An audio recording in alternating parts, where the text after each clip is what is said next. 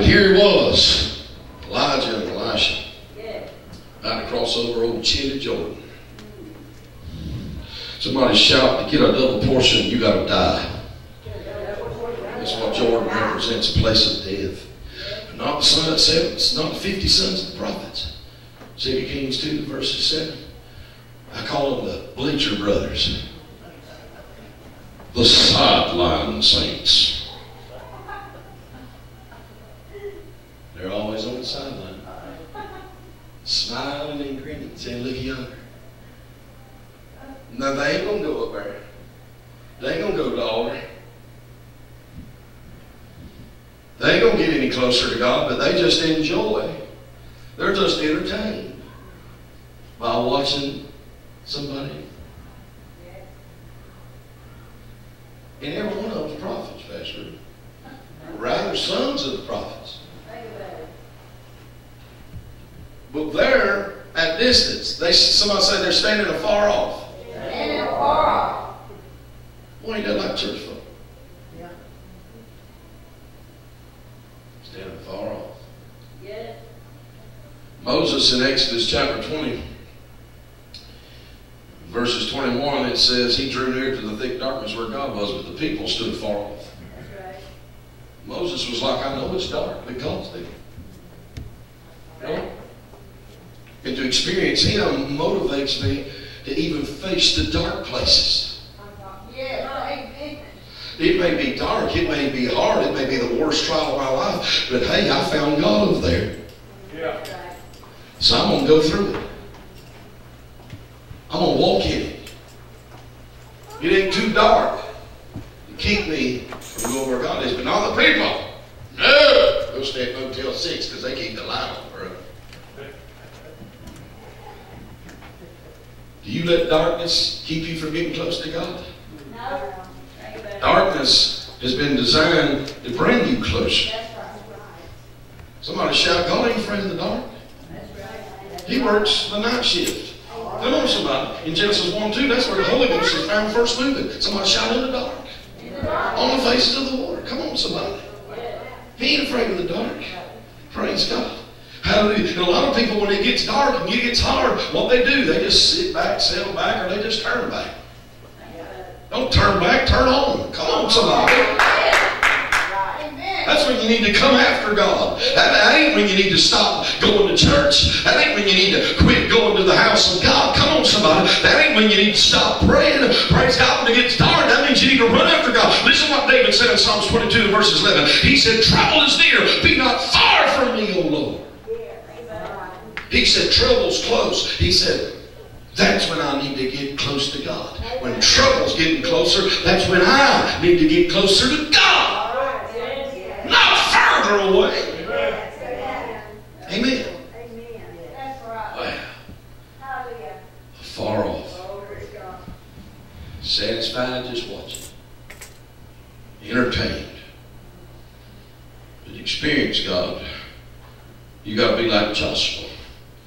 In Exodus 33, verses 9, Moses enters into the tabernacle, and God's glory comes down in a cloud. Stands in the door. And all the people in the camp, by the way, afar off, at distance, are watching what's going on. Or they're entertained by it. Matter of fact, they all stand in their tent doors, in the comfort of their tent. And they worship from a distance. Ooh, y'all see God over there? Yeah. Some's thinking, yeah, let him stay over there.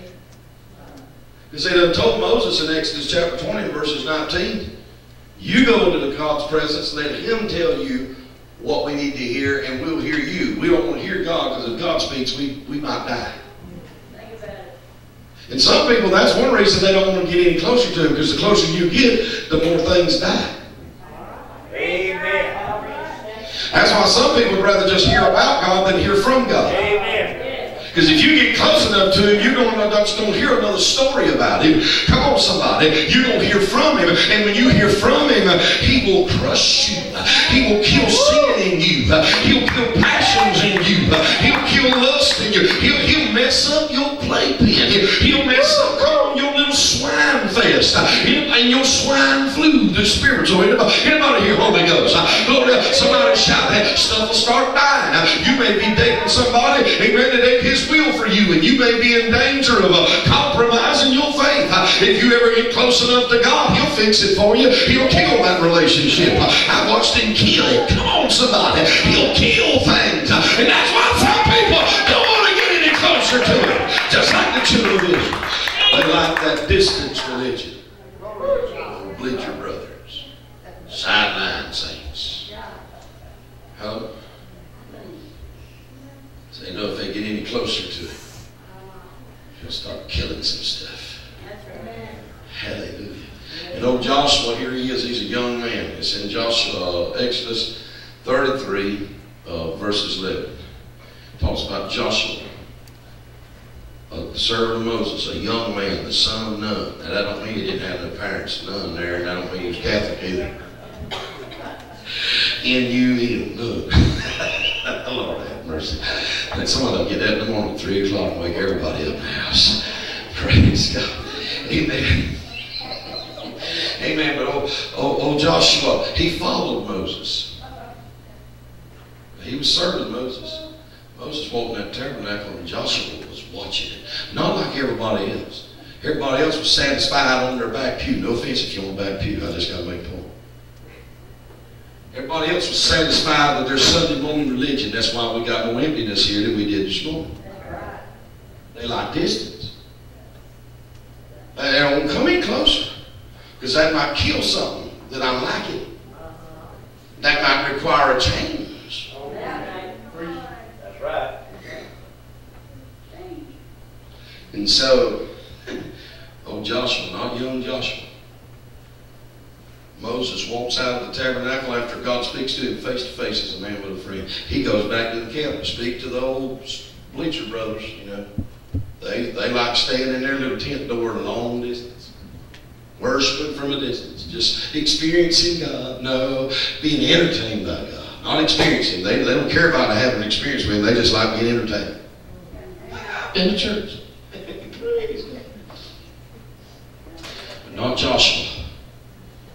Everybody's back at the camp. Moses has went back to preach to them. Where's Joshua? He stays behind. He tarries behind. Hello? And I don't read where it said God left. Wonder why God said when Moses died, Joshua, I won't let you walk in what he walked in. God's looking for people that he can trust with his glory and his power. But he can't use that Bleecher brother, them 50 sons of the prophets, is just satisfied with being entertained by God. Oh, look at God. Joshua's and Elisha's. Elisha told Elijah in 2 Kings 2 over and over, as the Lord liveth and thy soul liveth. He said, I will not leave you. You tell me to stay here if you want. I'm going where you're going because I ain't missing this. That was Joshua's mentality. I ain't going to church and just walking out. I'll refuse to come to the house of God, worship him, just from a distance, worship him. Come on, somebody. Amen. Here's somebody like Moses preach to us about him and just be entertained and then walk right out and not come to the altar and go after him. And that's what we do. We worship at our pew in our chair, with our pewmonia and our chair house. Come on, somebody. We let the preachers, we let the Moseses speak to us. How is it there's only always just a few Joshuas, just a few Elishas that are willing to stay behind, linger with God, and say, I ain't leaving here until I've experienced him for myself. That's right. That's all, my God, I feel Holy Ghost. That's all Moseses are for. It's to bring you to this point. Yes. And then as John said, he must increase, but I must decrease, John 3:30. Right. You will leave here tonight with as much of God as you want. Think about it. And it ain't dependent on whether I or Pastor Ruby or any other preacher lays hands on you or not. Because we can't give you this.